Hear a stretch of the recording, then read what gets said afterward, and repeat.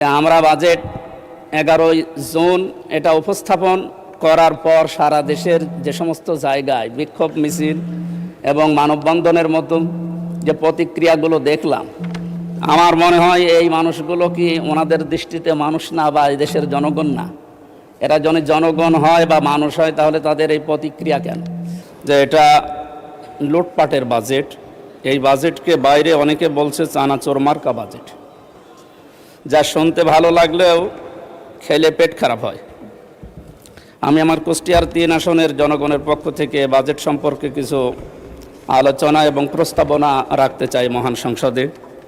মাননীয় স্পিকার, জাতীয় বাজেট একটি দেশের অর্থনৈতিক উন্নয়ন, সামাজিক নিরাপত্তা এবং জনগণের কল্যাণ নিশ্চিত করার অন্যতম প্রধান মাধ্যম। বাজেটের মূল ভিত্তি হলো রাষ্ট্রের আয় এবং ব্যয়। তাই রাষ্ট্রীয় আয় বৃদ্ধির ব্যাপারে যেমন আমাদের সচেষ্ট থাকতে হবে, তেমনি ব্যয়ের ক্ষেত্রেও আরও সজাগ দৃষ্টি রাখা প্রয়োজন। মাননীয় স্পিকার, অতি প্রয়োজনীয় উল্লেখযোগ্য ব্যয়ের খাত চিহ্নিত করে দক্ষ ব্যবস্থাপনার মাধ্যমে জনকল্যাণের স্বার্থে অগ্রাধিকারের ভিত্তিতে যথাযথভাবে ব্যয় করতে হবে, এটাই আমরা মনে করি। রাষ্ট্রের আয় বৃদ্ধির জন্য কর প্রশাসনের আধুনিকায়ন, কর ফাঁকি রোধ, অর্থ পাচার, রপ্তানি বৃদ্ধি এবং বিনিয়োগ বান্ধব পরিবেশ সৃষ্টি করতে হবে। একই সঙ্গে সাধারণ মানুষের ওপর অতিরিক্ত করের চাপ না বাড়িয়ে রাজস্ব আহরণের নতুন ক্ষেত্র খুঁজে বের করতে হবে।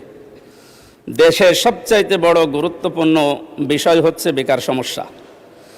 এই বেকার সমস্যা নিরসনে শিল্পায়নের প্রতি বেশি গুরুত্ব দেওয়ার প্রয়োজন। বৈদেশিক রেমিটেন্স বৃদ্ধির প্রতি বিশেষ গুরুত্ব আরোপ করা অধিক প্রয়োজন। মাননীয় স্পিকার, ব্যয়ের ক্ষেত্রে শিক্ষা, স্বাস্থ্য, কৃষি, যোগাযোগ, সামাজিক নিরাপত্তা এবং কর্মসংস্থান খাতকে অগ্রাধিকার প্রদান করতে হবে। মাননীয় স্পিকার, বাংলাদেশ কৃষি নির্ভর একটি দেশ। কৃষিক্ষেত্রে যত উন্নয়ন হবে দেশ তত অর্থ সমৃদ্ধ হবে। এজন্যে কৃষকদের স্বল্প মূল্যে সার, বীজ এবং শুল্ক মুক্ত কৃষি সরঞ্জামাদি সরবরাহ করা প্রয়োজন। শিক্ষা খাতে বাজেট বরাবরই কম থাকে, এবার যতটুকু হয়েছে আমরা চাই বিশেষত বাংলাদেশের বিশ্ববিদ্যালয়গুলোর গবেষণার ক্ষেত্রে এই বাজেটের সঠিক ব্যবহার যেন করা হয় এবং গবেষণার জন্য বাজেটকে আরও বৃদ্ধি করা দরকার। এই বাজেট এত কম যে তা দিয়ে দেশে অর্থনৈতিক সমৃদ্ধিতে তেমন কোনো ইতিবাচক ভূমিকা রাখা সম্ভব হচ্ছে না বলে গবেষকরা জানাচ্ছে। মাননীয় স্পিকার, দেশের সংখ্যাগরিষ্ঠ মুসলিমদের জন্য প্রতিষ্ঠিত মাদ্রাসাগুলো যুগ যুগ ধরে অবহেলিত।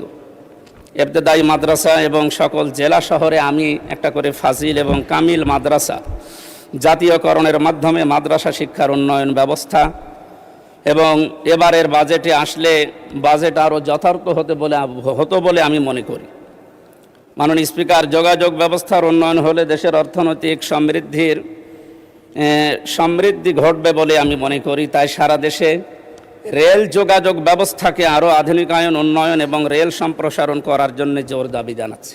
বিশেষ করে আমার কুষ্টিয়া ঝিনাইদহ এই 45 কিলোমিটার মাঝখানে কুষ্টিয়া ইসলামী বিশ্ববিদ্যালয়, এখানে প্রায় 20 থেকে 22 হাজার ছেলেমেয়েরা লেখাপড়া করে। এদের জন্য ট্রেনের যে ব্যবস্থাটা করা হয়েছে, রেল লাইন চালু করার উদ্যোগ নেওয়া হয়েছে, আমরা শুনেছি, এখনও কার্যকর কোনো ভূমিকা দেখতে পাইনি।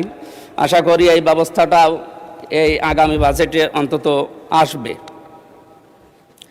এই বিশাল বাজেট প্রণয়ন হওয়ার বিগত সময়ের মতো বর্তমান সরকার দলীয় দায়িত্বপ্রাপ্ত বিভিন্ন ব্যক্তিবর্গ যে অর্থ পাচার করবে না তার নিশ্চয়তা কে দেবে?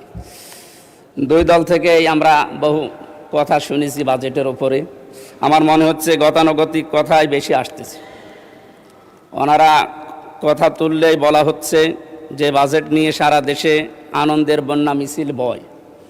তাই আমরা বাজেট 11 জুন এটা উপস্থাপন করার পর সারা দেশের যে সমস্ত জায়গায় বিক্ষোভ মিছিল এবং মানববন্ধনের মতো যে প্রতিক্রিয়াগুলো দেখলাম, আমার মনে হয় এই মানুষগুলো কি ওনাদের দৃষ্টিতে মানুষ না বা এই দেশের জনগণ না? এরা যদি জনগণ হয় বা মানুষ হয় তাহলে তাদের এই প্রতিক্রিয়া কেন? সুতরাং বাজেট নিয়ে এক্ষেত্রে অর্থ প্রচার রোধে সরকারের সুনির্দিষ্ট কোনো পলিসি আমরা যেহেতু জানতে পারিনি। মাননীয় সদস্য, সময় তো শেষ। অসংখ্য ধন্যবাদ। বসেন প্লিজ, একটু একটু বসেন দয়া করে, আমরা একটু আগিয়ে নিই, বসেন। Will return back to you, thank you. জি জি জি, একটু বসেন, আমরা আসবো আপনার কাছে।